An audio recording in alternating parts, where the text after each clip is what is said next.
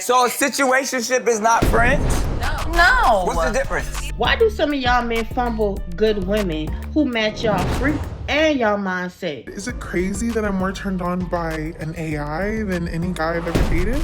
I see this as not a problem, but a solution. Regardless if it's technology or not, that can't be healthy. Well, it's not healthy if you keep it a secret, 100%. On this episode of Nick Cannon at Night, she's an actress, entrepreneur, and former Miss USA. Please welcome Crystle Stewart. She's a sex educator and sex therapist with a doctorate in human sexuality studies, Dr. Jayme Waxman.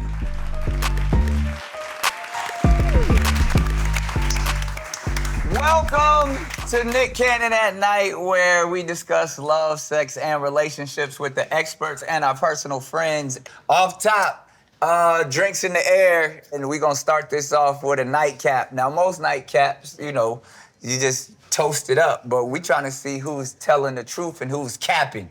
So we're gonna see if this is a real fact or not. The G-spot was discovered by a man named Dr. G. Is that truth or cap?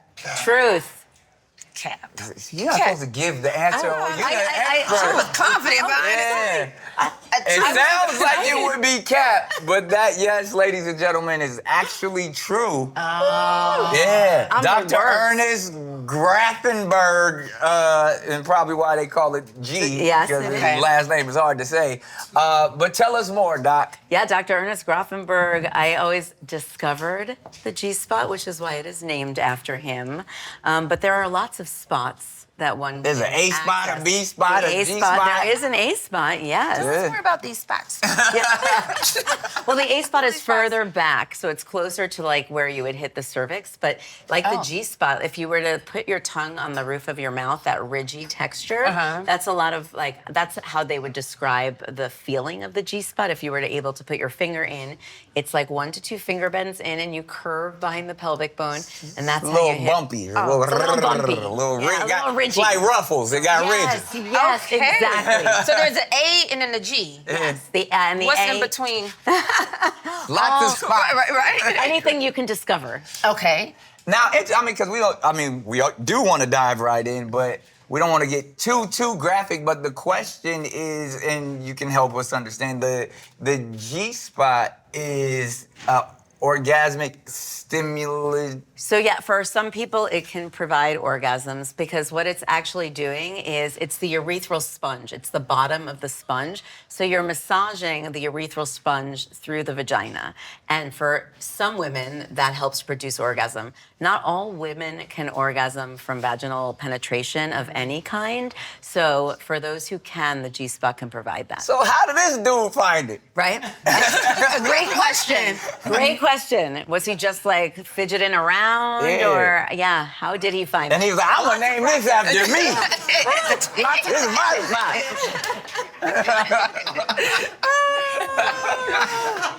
Sounds like a man. Yeah, right? You could name it a flower or something like that. Well, shouts out to you, Dr. G. All right, well, let's see if we can learn anything else and help somebody else out. Let's see who our first at-nighter is tonight. Hi, it's your girl Rose. It's Rose for me on all social media platforms.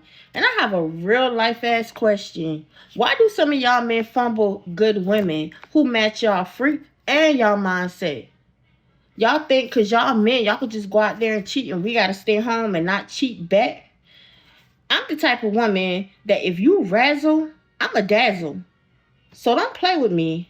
But I just really want to know the answer to that question. Because why do y'all men feel like y'all don't want a woman like me who will match y'all energy? Don't get me wrong, I'm a Taurus. I'm a good woman. But who want to keep putting up with that bullshit? And then y'all get mad at us when we do what y'all do. So please help me to understand. And then she gonna smile at the end. At the end. After she done cussed us out. Right? I got a real ass question. Now it feels like, again, in attempting to help, I always try to find the question within the question. It seems like she's been through some hurt, you know, in attempting to be authentic. And there, in the past, has been this term that people thought to be the right term about matching energy. But I've learned matching energy is quite toxic. Because I used to be, yeah, I'm gonna match your energy, but it's really about setting the standard. And if someone can rise to if you're being your authentic self, you're not concerned about how they're operating, you're just operating truthfully in your core. So I would tell this young lady, first back up from the camera. I'm a little intimidated. I'm joking. But she seems very poised, very powerful, very beautiful. Be you. And if a man ain't ready for all of you, then he wasn't the one in the first place. Absolutely. I think that when the question of like why do men fumble good women, right? Yeah. So it's probably not about her. And if it is, then that's their problem anyway, because she seems really confident in who she is. And sometimes relationships are so much about timing.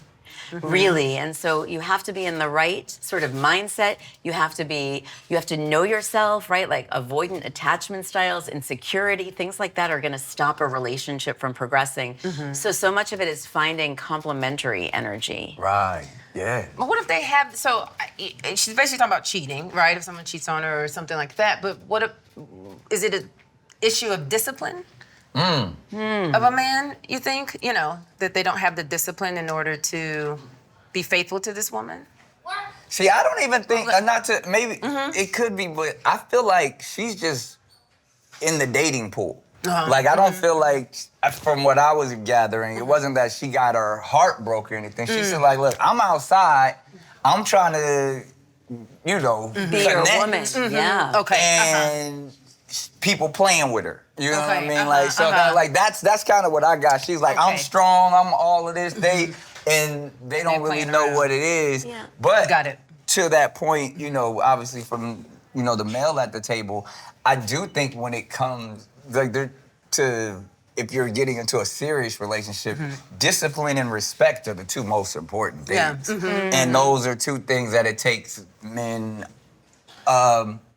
some time to learn and understand. You know what I mean? Those aren't necessarily innate features that we just jump out there for when we're in the dating pool, because we looking to have fun, we looking to do our thing, we looking to operate in ego. But I believe as one matures, then they start to be like, oh well, it's actually my life is a lot easier if I'm more disciplined. But sometimes discipline ain't fun. Yeah, I also wonder, because she does know herself, this woman, Yeah. right? She seems like she really knew herself, and I wonder if that's also intimidating or just like... It is. Right, for the men. And so if they're not ready to step up in that same, like you were talking about the energies, if they're not there stepping up their game, then they're gonna back away from her, because she seems really confident and secure in who she is and what she wants. I would think you deal with that a lot. I mean, Yeah. even just being Miss USA, and then obviously all the other successes that you have, and being a successful actress and beautiful and all that stuff. Like, I'm sure you intimidate most of the men that you meet. I wonder, just being in past relationships, someone did say it was rather intimidating, I guess you could say. And I feel as women sometimes, when you have these successes, you try to dummy yourself down a bit. Really? Yeah, just to make the man, right? I see you shaking your head back to feel more comfortable. Like, no, we're good, and we come along with me. Right? We'll be good together. So that can be an issue, actually, is that intimidation, because this woman is confident. She has her own stuff, has her own money. She wants you. She doesn't need you. She wants you. Man, that sucks. Yeah. Just in that sense, because again, it goes back to being your authentic self. So I understand what she's saying, because she's like, I'm not going dumb nothing down. Exactly. Take all of me Take for me what as you I gave am, me. yes. And you shouldn't dummy yourself down. Yeah. You shouldn't at the end of the day. Well, so the ultimate advice is... Be yourself, and I think, it takes time, it takes trial and error, and I do think you ultimately will find that person who compliments you. It's just a matter of knowing what you want and not really letting anything get in the way of that. Okay, all right, great advice. Let's see who else we can help. Hey, Nick. So I've been dating this man for 2 whole months. After 2 whole months, he has said that he wants to get married and he wants to move in together, like today. I said that I feel like that's moving extremely too fast. He said that he doesn't understand my reservation. and that I'm showing him that I don't want to be with him. I don't really know this man's favorite color, and I can't remember his birthday. If somebody asked me right now, I wouldn't say for a scientific fact it's January the 21st. I just couldn't. I couldn't be certain about it. And now he's saying that I've been lying to him for 2 months about how I feel and what I want for my future. Am I tripping? Well, hopefully his favorite color is strawberry red. Like, cause your hair is banging. But it's so funny because it's almost the opposite of the last young lady because she's hesitant. And she's like, you was cool, but I ain't trying to move in and get married. I only know you for 2 months. Like, so that's a red flag. Huge red And then especially, even if like I believe in love at first sight, I'm a hopeless romantic, let's dive all the way in. But if there's prerequisites and now your triggers and trauma are connected to the fact that I'm not on the same timing as you, that's just a sign that there's gonna be a lot of issues in the future. Because there's nothing wrong with passion, there's nothing wrong with love and expressing it, but one, why you trying to move in with her in the first place? Right. But then also, like, if she doesn't want to move at the pace that you want to move, that shouldn't be a problem. That's a discussion. That's communication. And I'm sure the expert would say that, don't rush into anything. No, in fact, I'd say probably run the other way. I mean, from what I'm hearing here, it sounds like, and obviously I don't know them, but he is trying to nail something down before she's ready to commit because he wants her to get in before she sees the rest of him or whatever it might be. But she's asking to move into, she's saying he's asking to move in with her, right? So we're assuming it's her place. We're assuming it almost feels to me like he's also trying to isolate her. I'm gonna bring you in, you're gonna be with me. And then there's the gaslighting. You're saying no, so that means you don't actually like me. There's all these things that scream red flags to begin with. So my gut says that this is somebody you should cut and run now because he's looking for who he can just hook in and that makes it harder to leave. Wow. Jayme, then how long do you feel? Because I think it's too fast. Yeah. What is a good time frame to start doing those type of things? Getting serious, moving in. I mean, I think everybody's on a different time frame, so I don't want to give an exact number. 2 months does feel slow, fast. 3 months feels fast. I think when the two of you are on the same page, right? And when you know each other, when you know the person's favorite color, when you've met their friends, when you know a bit about them, and you've started to be part of their world and then you, right? Then you can get a better sense of who they are when you see them around their friends, their family. But you can, if you're gonna move in with somebody and you think that this is a long-term thing, you'll have plenty of time to be together. Yeah. So this is the only time you don't have to live together, right? Or you're deciding not to live together. Lots of people never live together. But if you're looking at moving in together, you're gonna have all of that time together. So enjoy getting to know each other and visiting one another and meeting each other's people. But if you do it so fast, like I tend to think that the relationships that start that quickly, not always, but that's how they kind of end as well. And just as quick. Yeah, it sounds like it's more like a necessity. It sounds like Yes. It sounds like he's a homeless sexual. But honestly, that's some great advice. It's unfortunate because I feel like even off the top, usually we have like a guy and a girl, but like the two off top, it sounds like it ain't no good men out there. It's either dudes that want to move too fast or dudes that ain't moving fast enough. So, not to twist things into your direction once again, but like, how is it being successful, being out here in Hollywood? Like, what's the most difficult part about meeting someone? Oh, wow. It's funny because I was just telling Jayme, I'm newly divorced, just so you know. So I'm just now getting... So you outside. I'm outside, right? So I'm just now getting used to everything. I was in a relationship for 15 years and coming out, now with all these different types of relationships. Girl, situationship, what is that? Yeah, I don't know. What is a situationship? What is a situationship? Right? Going through it. situationships and all these. What's the different other things. option other than a situation? Friends. So a situationship is not friends? No. What's the difference? Confused. So sex is the only difference between a situationship and a friendship? Yes, I think so. So a situationship is a friendship with sex. Just Buddy. learning all this. Basically, I'm just learning all this. So, the different type of relationships and connecting and everything. So for me right now, it's a learning stage. I'm like talking to guys, having a good time, but do I seriously want to date right now? Right. But you don't give want a myself some situationship. No. But you're open to friendships. I'm open to friendships, for Got it. sure. I'm traditional. So is it stages? Do you go from a friendship to a situationship or friendship straight to relationship?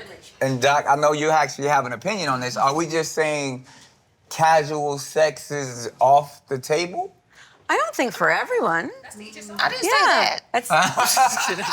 That depends on the situation and the person, right? Like I think though that if it's casual sex, then most likely it will stay casual sex. It may change, but if you're looking for something more with a specific person, right, you may want to play a longer game. Interesting. So I think that now takes me to some accessories you may be sporting right now. Because clearly you have a lovely necklace on. And I believe that necklace actually has more than just being, a great piece of jewelry. It actually has a function that could probably help in these non-situationships. All right, well, we off to a great start. Now, obviously, everybody doesn't have to send in a visual question. We can also get some online questions that are written in. So let's see what one of the texts say. Everyone's out there bragging about their freaky side. We've done that today. Sexy Red yelling about pink coochies and brown booty holes. I'm over here feeling too prude to catch a man these days. Is being normal a turnoff now? Ooh, good question. What's normal? What is normal? That word always kind of gets me. The status quo, the traditional setting of a relationship. Even like Crystle said that she's a traditional person when it comes to relationships. A lot of people said they're not into the casual sex but Sexy Red is, So, and when you see that that's what's being perpetuated out there a lot of times, not just in the media, but even in our casual conversations, that has to be, somewhat intimidating for people, men and women. Yeah, well, especially because you can, like you said, turn on go online song, and see anything. your phone. But I say, why not make normal the new fetish, right? But what if that's not naturally not you? What if you are the prude? What if you are the person that's waiting for the relationship and you ain't ready to let your freak flag fly like that? Well, what if that is your freak flag? What if you own that as your freak flag? If it's important to have a freak flag, it can't normal be that freak flag for you? And can't you own that as something that you are really into? Because I think a lot of times it's yes, there are people who are like, I want to try this thing or that thing. But if you know what you like and you go into a sexual relationship saying, I like this type of sex, I like vanilla sex, whatever it is, but you're telling the person what you know you like, isn't that exciting and erotic for the person to know? So I think it's the confidence of just knowing who you are, what you like, and being able to own it. That doesn't matter if it's freaky or vanilla or whatever it is, it's yours. It's me. Yes. Being authentic to that. That is actually some really great advice because obviously you're going to find your match. You're going to be aligned with somebody. Yeah. So that, some people are more into taking their time. And that actually is more arousing in certain settings. I mean, in any they always say when somebody makes you wait, Anticipation is one of the That's best one of the aphrodisiacs. sexiest things in the world. Absolutely. They're like, man, she made me wait 3 months. She made me wait 6 months. Like, even if it ain't good, you gonna pretend like it. Yeah. Yes. And some of the prudest women could be like super freaks in bed though. Yeah. You know, on the so outside. like when she finally opens up. Exactly. Right. You feel safe and secure You and feel safe and comfortable secure and in not everything. judged, and you can be authentic and vulnerable. Like, that's all going to help you be whoever it is that you are. Anticipation. I love it. All right, great advice, Doc. Now let's see who we can help in this setting, because everybody isn't as open as us here to be able to talk about these That's conversations, true. but they still need advice. They still want to tell us about their concerns. So this is the anonymous question, and it's usually a little juicy. So let's see what they talk about. Hey at night. Okay, I was just using ChatGPT to kill time, but now I'm fantasizing about saying the things I wish my man would. Is it crazy that I'm more turned on by an AI than any guy I've ever dated?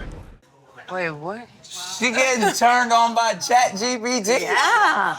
I see this as not a problem, but a solution. What? Okay. If this is turning her on and she can take what she's learning from ChatGPT and bring it back into the relationship and say, I really like it. I'd really like to hear you say this. Your face is telling me everything right now. I don't know, Doc. Yeah. Only thing, because if we've been sitting here talking about authentic connections, Yeah. that's fabricated in a way to where, like, yeah, it's fun, but it's also like, one, you're getting digital instructions from, and so it's not authentic, but it's also like, it's a little, that's where technology gets scary for me. I because agree. now you're desensitizing me for who like even like they say, like it's porn addiction.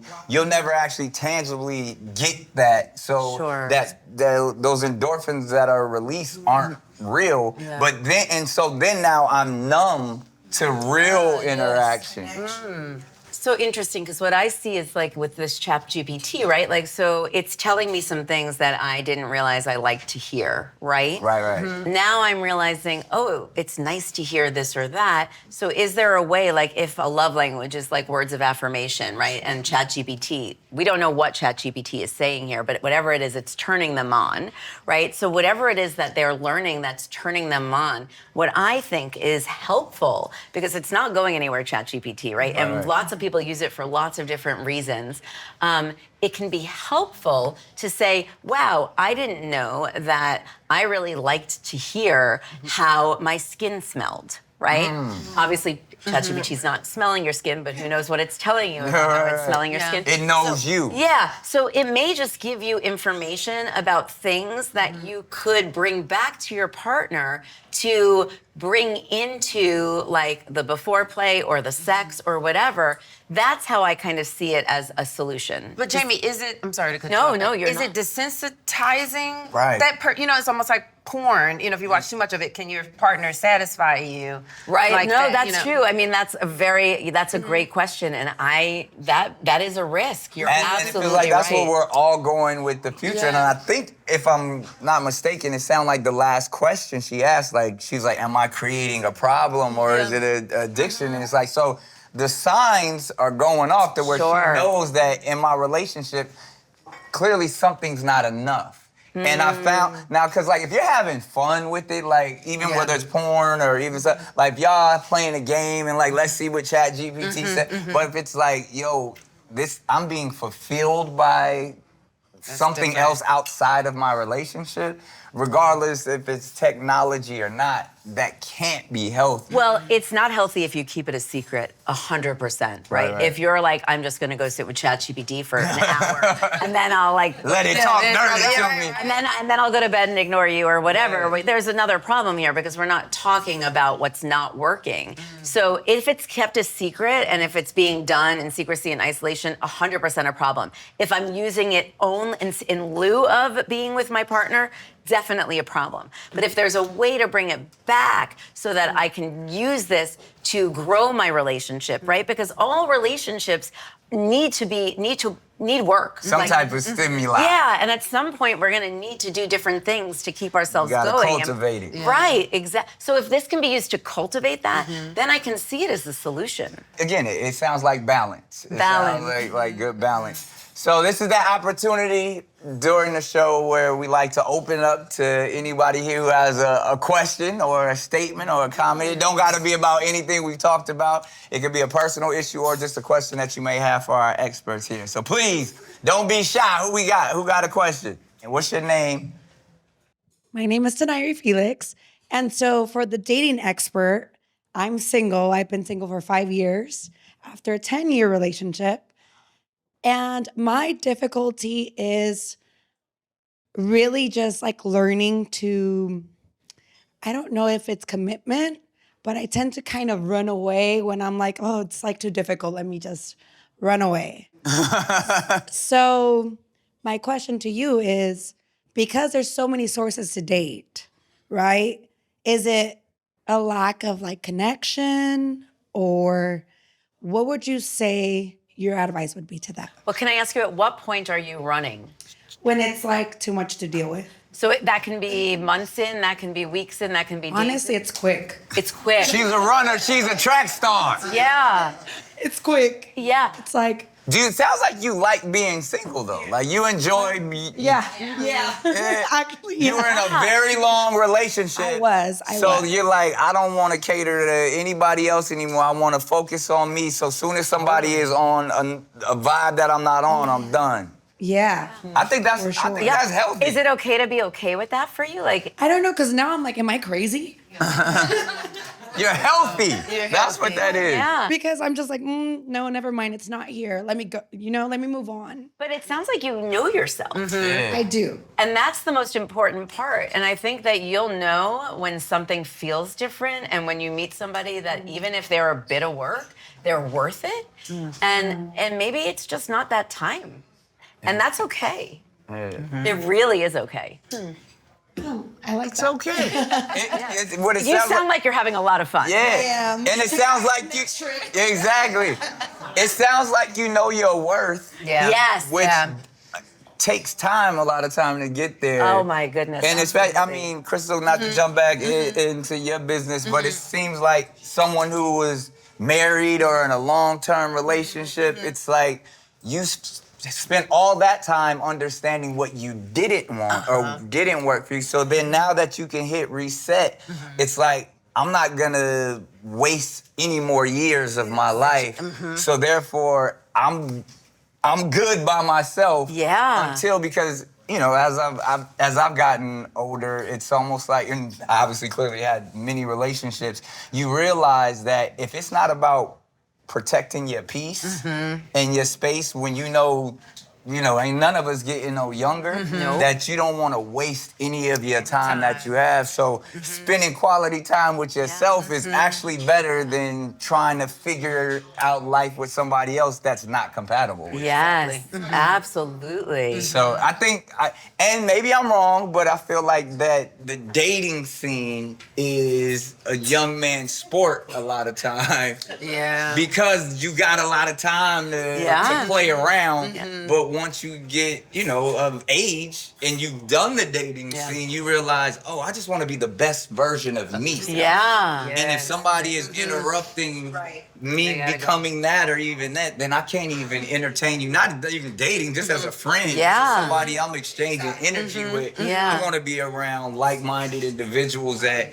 I don't have to play games with or have a facade in front of. I want to be my authentic self. Exactly. And if we match, let's go. Yes. But if not, you gotta kick right. Yeah. Yeah. Yeah. If not, you're bringing me down. Yeah. Good point. Especially after a long relationship. You're in a relationship for 10 years, right? Married for 15 years. You don't want to waste time, anymore. So you learn from these relationships, and if you see it's not working, it's like, okay, I gotta go. It wasn't a loss, it was a lesson. Yeah. Yes. Beautifully said. Absolutely. All right, well, when it comes to nighttime, I gotta go outside and have a little fun. So let's see what they talking about outside. Condoms at night. What they use this for? Condoms. How we feel about them? Still using them? When we weren't official, yes. Now we're official. I know she's the only one. Her mama might see this. If the family's watching though, yes, condoms every day. Get that part out. We use condoms though. Condoms, you always wear them? Not always, no. At least you being honest. Definitely be safe if you're like effing around, but like if you know them, it. Oh, you gotta strap up. Always? Always. No, I really don't like condoms. At what point when you're in a relationship, you like, you know what? We know each other well enough, we safe, we taking it off. I mean, I prefer to start without, and that's why I believe in trying to get to know the person first. Just don't like condoms, doesn't feel good. Me too. Yeah, I'm not a fan. Me neither. RDC, Raw Dog Click. At what point do you say, you know what, baby, let me go ahead and take that off?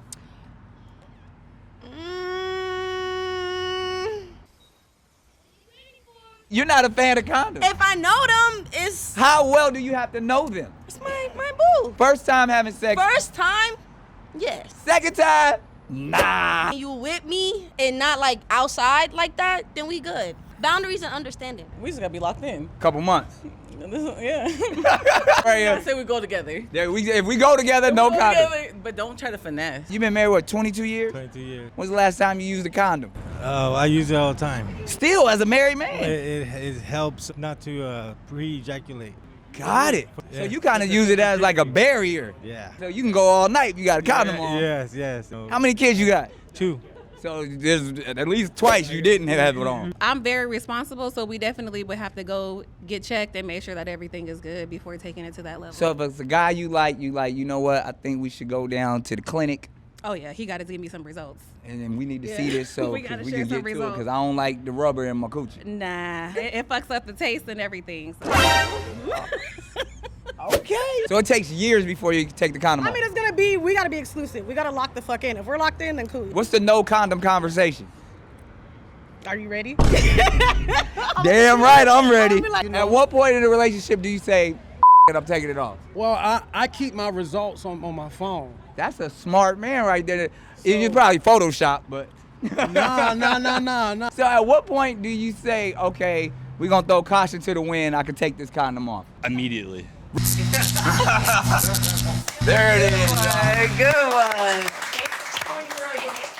I obviously thought we were joking, having fun, but safe sex is the best sex. It is. But the interesting thing I found out while I was out there, most people were concerned about their health, and nobody thought about kids. I'm sitting here with 12 of them. Not one time did somebody say, I don't want to get pregnant, or none of. They were just, I believe, which was smart and wise. They were more concerned about their safety and their health. But it's interesting that they're like, look, if I get pregnant, I get pregnant. Maybe they were afraid that if they said that in Said front to of me? you, I opened it, I was like, obviously, it might just happen to them. Yeah, right. By osmosis. But I'm always open for the joke, but at the same time, it's true. And isn't it?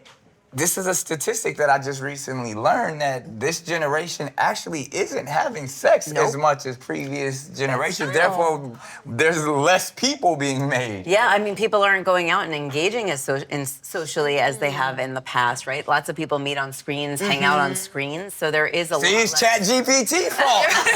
But I will say, here's a good condom tip, right? Like, if you want, you can put a little lube on the head of the penis before you unroll the condom, so that there's some more liquid on the inside of the condom, which could make it more comfortable, possibly, for the person wearing the condom.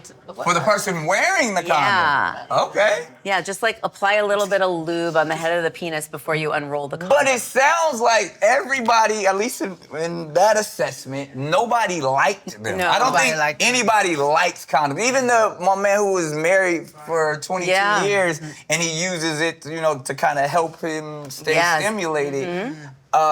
It wasn't like, ooh, condoms make you feel better, but we were in front of a sex store, and they had all types of devices that could, join on like Voltron with the condom. But it still isn't the same as raw flesh on flesh. Sure.